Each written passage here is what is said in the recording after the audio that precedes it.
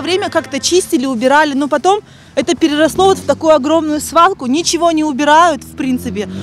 Очень грязно, очень много диких собак. Мы здесь каждый день гуляем с детьми, живем вот в 20 метрах отсюда.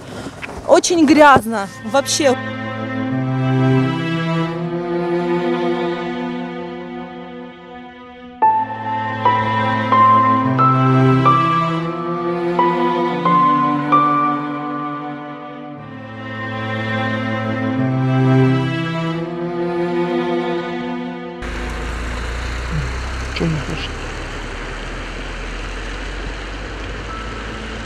А вы знаете, что сюда нельзя выбрасывать мусор?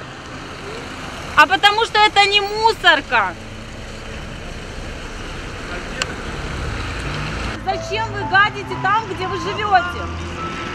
Выбрасывайте официально, платите коммунальным службам, и в понедельник они вывезут ваш мусор. Как-то не хотят себя уважать.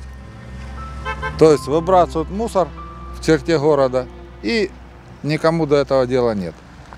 Обращались, никому дела до этого нет. Свалка процветает. Все. Сколько мы хотели, боролись там, уже и говорили, обращались. Никто на это дело не обращает внимания. То тут чего угодно. Это ж рассадник всякой болезни и все. И крысы тут, и все, и бездомное животное.